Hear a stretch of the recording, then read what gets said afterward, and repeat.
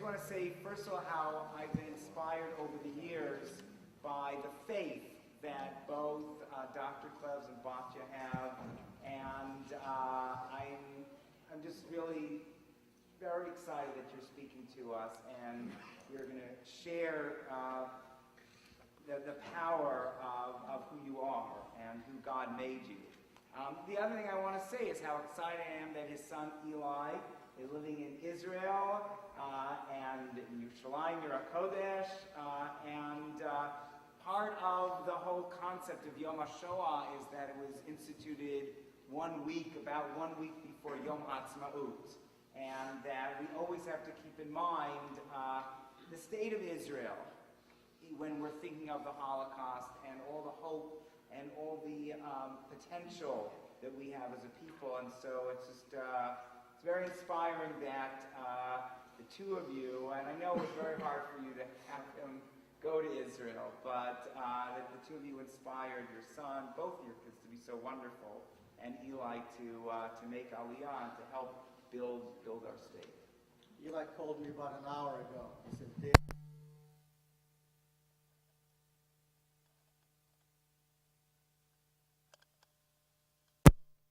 brief history of my family. Before the war, there were four of us. My parents, my sister was 6 years older than me. We lived in Kaunas, Lithuania. It was the capital, a city of about 150,000 people. 30,000 were Jews. Very comfortable life. Every summer we went on the summer vacation, summer home. We had a maid, living maid. She spoke Yiddish with us like the family did. And life was good. 1939, when Germany attacked Poland, we were relatively safe in Lithuania. Then people Jews from Poland started to come in, and they began to tell us stories what the Nazis are doing. My father realized that things are not very good, we have to get out of Lithuania. He went from embassy to embassy to get visas, exit visas, to get out of Lithuania. No one would give us a visa.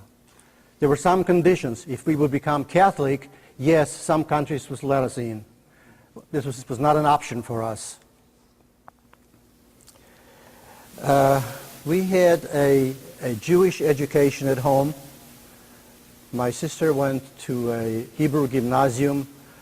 I went to a Hebrew school. And we were not an over-religious family. We kept kosher, we kept Shabbat, and my father on Shabbos used to schlep me to shul, and I didn't stick around in shul on Shabbos because I made too much noise. He used to throw me out. And I was very impressed with the rabbi. Why? All his teeth were gold from one side to the other. I always asked my father, how come he has all these gold teeth? He says he's a very rich man.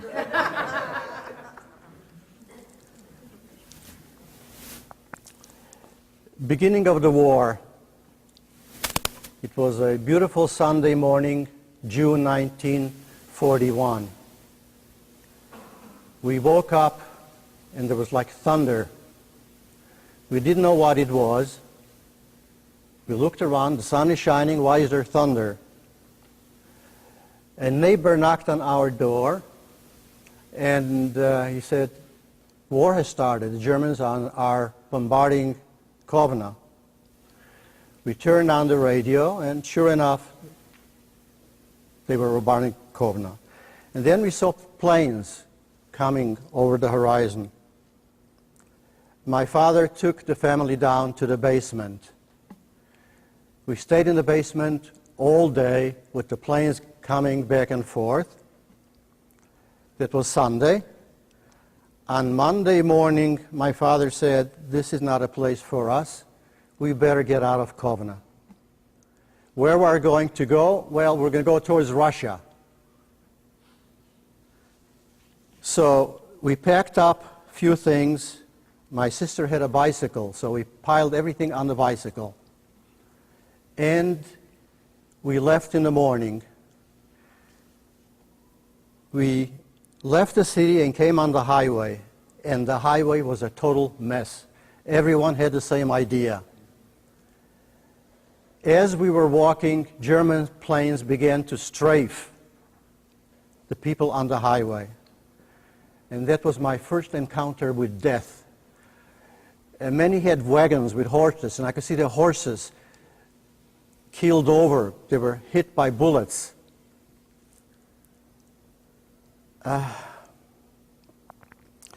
Every time the planes came, we ran into a ditch to hide. The planes passed, we got up and started walking again.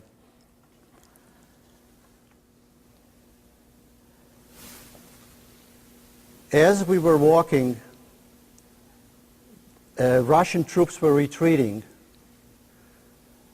A truck with Russian soldiers came by.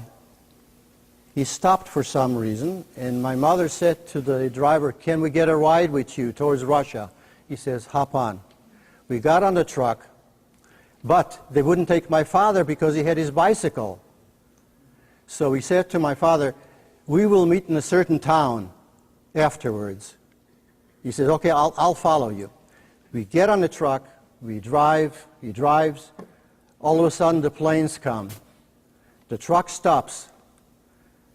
One of the Russian soldiers on the truck says to the other soldier, "Hey," he says, "Misha, give me your rifle."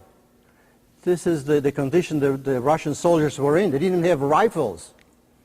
He takes the rifle and he starts shooting at a plane coming in. I told my mother, "We better get off the truck. This is not a place for us." We jumped off the truck. We ran into a ditch. The plane passed. We go back to the truck, and he wouldn't take us anymore. He says, "We're going a different direction now." So we were stuck. We started walking. We walked the whole day. It was getting dark in the evening.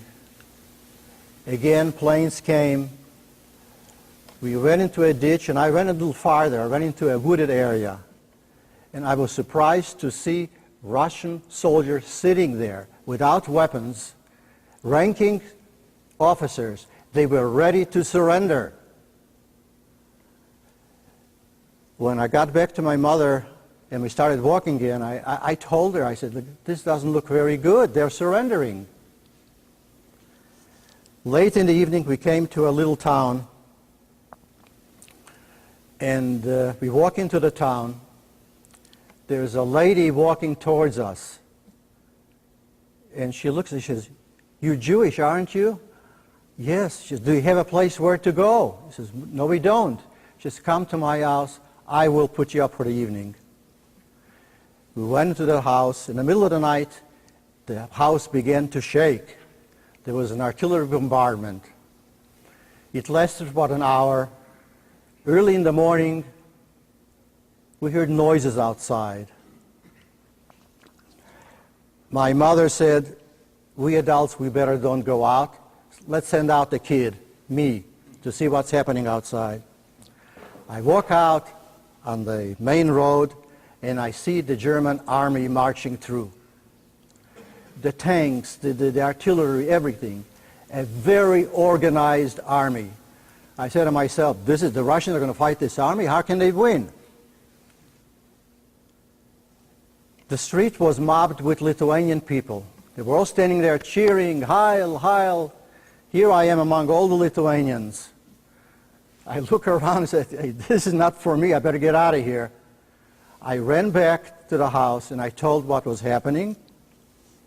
And we decided that we have to go back to Kaunas. We cannot continue towards Russia. The Germans overtook us. There were a couple more incidents the same day. SS officers came by and they said, "We saw Jews with guns," and they lined up some Jews by the little river there. We heard shooting. Anyway, we started walking back home towards Kaunas. We went on a highway next to a river, and a German patrol stops us. Where are you going? So we're going back to Kaunas. Okay, they let us. And I remember again more German soldiers walking. They said, Juden, to the four of us, Juden, fahren Sie nach Palästina. Go to Palestine. It wasn't very safe on the road. So we decided to walk by the river. As we walked by the river, there is a Lithuanian fisherman in a little boat. So we said, will you take us on a little boat back to Kaunas? He says, for a certain price, I will. We paid him. We got into the boat. He was rowing for about an hour, and all of a sudden I see dead bodies in the river. These were Russian soldiers who were killed by the dozens. They were just floating. As he was rowing, there is another German patrol by the river. They waved to us. We tell the Lithuanian guy, keep rowing a little faster. He starts going faster. They don't wave to us anymore. They take off their rifles and they point at us. We told him, okay, now you can pull over. We go out. The German patrols photographed us. I don't know why they did it. They asked where we're coming from, where we're going. Let us go back in the boat. We go on to get back into the boat, and the guy says, I've had it with you guys. Start walking. Got out of the boat and we started walking again. We walked the entire day. In the evening, we came to the suburb of Kaunas. Again, a patrol stops us. It was made up of Germans and Lithuanian collaborators. The Lithuanian officer tells the German officer, you got to be very careful with these Jews. A few hours ago, I caught a rabbi. He had a big beard, and he had a basket of eggs. And can you believe it? He says, when I took out all the eggs, I found a gun underneath. My mother looks at me. I look at my mother. My sister said, that rabbi knew a gun from a shoehorn, But they searched us, and the Lithuanian guards took us away. Not the Germans, Lithuanians. We walked up a hill, took us about an hour, and they took us to a fort. It was called the 7th Fort. There were barracks of Lithuanian military people, soldiers, all brick buildings. They put us in one big room, and we met our cousin there. So she tells us the story that they were collecting Jews from Kaunas and bringing us there, and her brother was there also. Men and women were separate.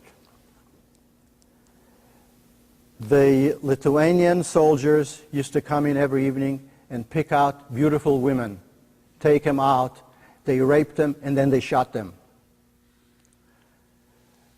My cousin whom we met was a very beautiful girl. She was about 20 years old. My sister at that time was 15, 16 years old, a very beautiful girl. So my mother put scarves around them to cover them up so the Lithuanian soldiers will not spot a good-looking woman. We were there for about 3 or 4 days, and they took us out on another march to a different place, up a mountain to the 9th Fort. The 9th Fort was very well known in Lithuania as a jail for the hardest criminals. When we came into that 9th Fort, the kid who comes from a good home with indoor plumbing and everything, I was shocked. Brick walls, water was running down. No bunk beds, but they had planks coming out from the wall where you could push it in and push it out. No windows. You couldn't see the outside. toilet facilities were horrible. And we were there a few days, and we were guarded by Lithuanians. My mother says to the Lithuanian guard, she says, "Why are we here? After all, my husband was a volunteer in the Lithuanian army." The Lithuanian officer says, "Really? I'll have to check it out." He comes back a day later, and he found out my father was in the Lithuanian army as a volunteer.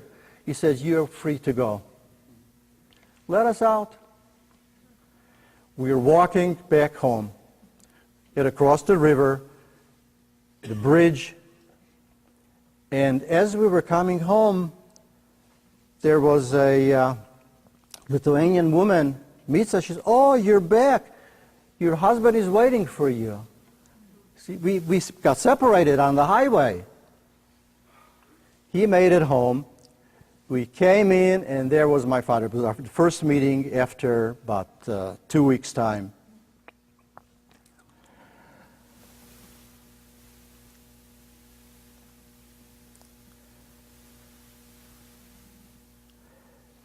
Then the edicts came from the Germans, what we are allowed to do, what we are not allowed to do. Jews were not allowed to walk on the sidewalk anymore. We had to walk on the street. The second rule, we all have to wear Stars of David in front and in the back. I remember walking on the street and Lithuanians on the sidewalk, and I could feel the joy in the Lithuanians as we had to walk on the street and not on the sidewalk. Then anyone who had a radio had to be turned in. It had to be turned in. Then the new law that we have to be moved to a ghetto. They assigned a ghetto in Slobodka. Some of you who know Slobodka yeshivas know what Slobodka is. Very famous town for learning. The way it was arranged is that a Lithuanian family gave up their house, and we gave up our house in exchange.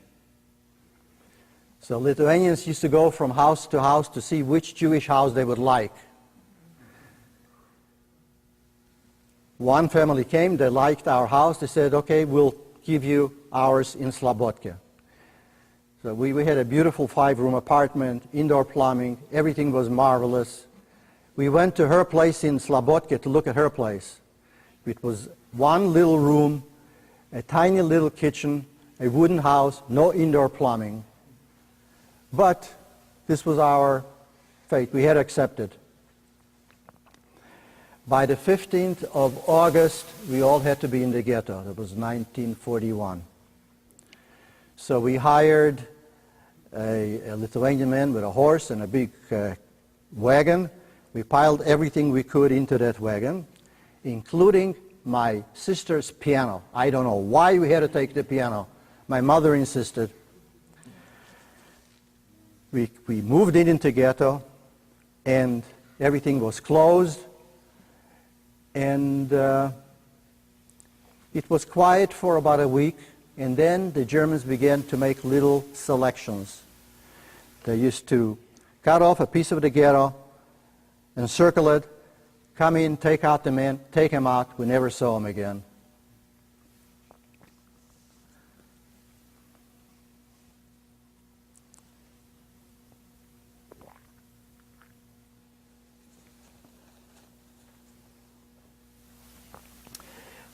What was life in the ghetto? We had 20,000 people in the ghetto. It was fairly normal in the beginning. I can tell you that the first Pesach in ghetto, we had matzah. How did we come about having matzah? The matzah bakery said that if you bring in 1 kilogram of flour, we will give you a little bag of matzah. Enough to last you for the Seder. So my mother managed to get 1 kilogram of flour, and she sent me to the matzah place to get the matzah. I must tell you, on the way back, I cheated. I took a piece of matzah. I had to taste it. Then one day, they announced that we all have to gather at the Democrat Plaza in the ghetto. It was a huge area. We had to be there at 5 o'clock in the morning. Everyone, sick, children, everybody had to be there.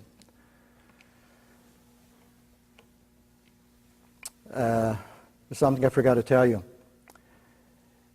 There was a Jewish group who worked for a Gestapo man. His name was Jordan. All the Jews who worked for his group received a certificate. It was called the Jordan Shine, Jordan Certificate. They had special privileges.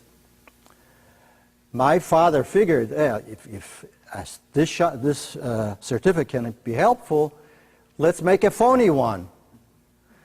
He found a graphic designer who came to our house, and he sat there, and he copied the Jordan Shine. He made 4 for us and 2 for who were neighbors of ours. So when we met in the morning at the Democrat Plaza, we were secure. We had a Jordan Shine. We all stood in one special place. And then the big selection started. It was an extremely cold day. It was October the 28th. It was snowing. And we were lined up in columns. And they said, 5 here, 5 there, 5 here, 5 there. It lasted all day long. We had the idea that going to the left is not a very good place. As soon as they moved to the left, they began to beat them. The Ukrainian guards and SS guards and Lithuanians, all 3 of them joined up to hit us. Towards the end of the day, the Germans were getting tired. So they tried to hurry up everything. So instead of 5 to the right and 5 to the left, they started getting 10 to the right and 10 to the left.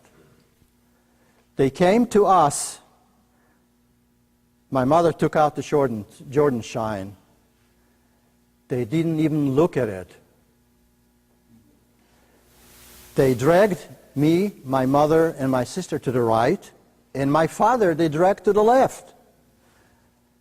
My mother, realizing that's terrible, she grabbed a hold of him. She was a big, strong woman, grabbed a hold of him and pulled him back to the right side. But it was already late. They were tired. They didn't care anymore. So we managed to be on the right side.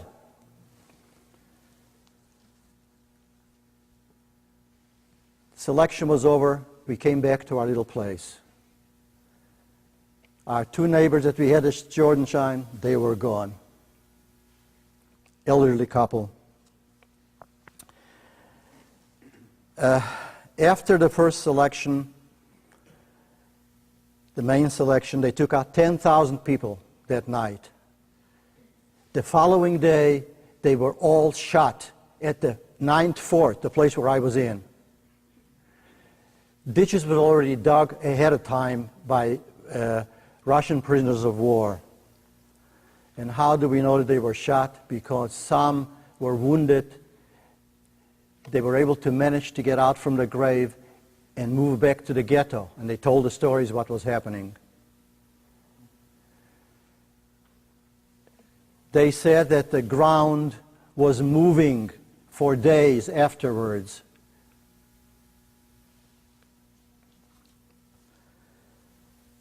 Then life in the ghetto kind of settled down.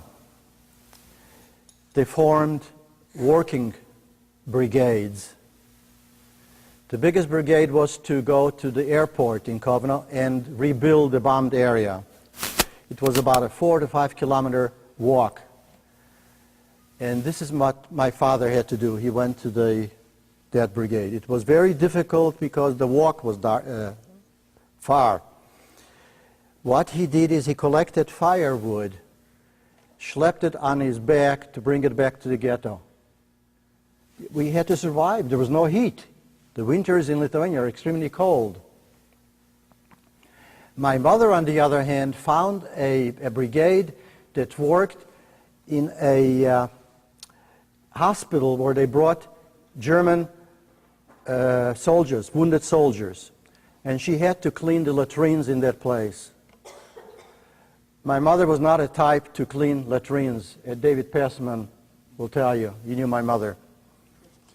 But it was a good job because some of the wounded soldiers who had some sympathy would give her some food to bring back to the ghetto, some cigarettes, so on. When she used to come back with little things, she used to send me out on the corner to sell it for something else. Where we lived in the ghetto was the main street. I could sit in the window, in the kitchen window, and see everything what was going on about a couple hundred yards ahead of me. One of the rules was that if you see a German walking in front of you, 10 paces before, you have to take off your hat and bow down to him. I'm standing in the window and I see there is a Jewish man walking. I knew him. He was our physician.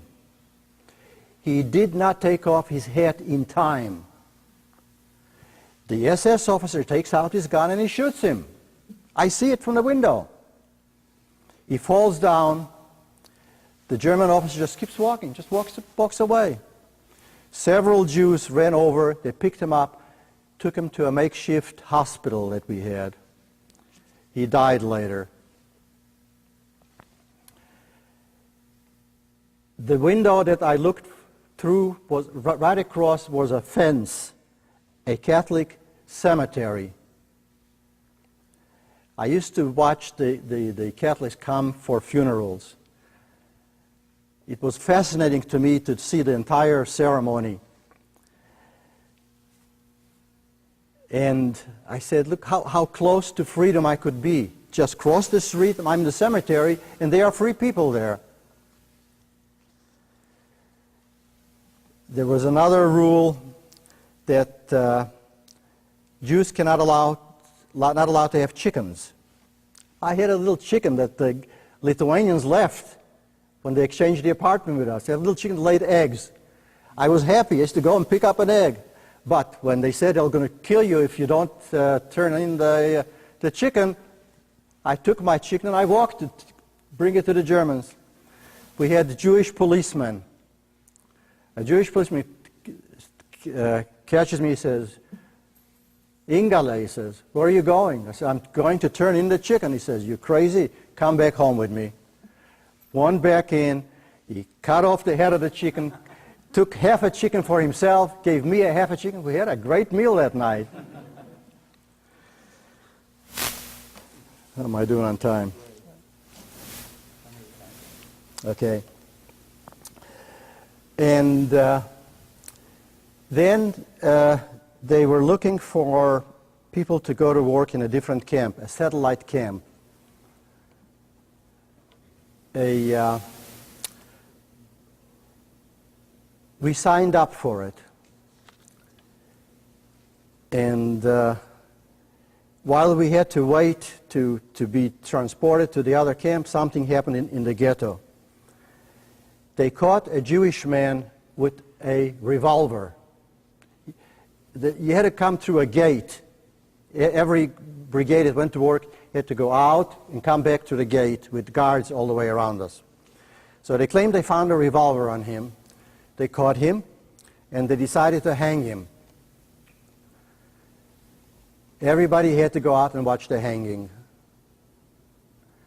Now here I was a kid, 10 years old, and I see my first hanging. Very, very pitiful. They let him hang there for 2 days so that everyone could walk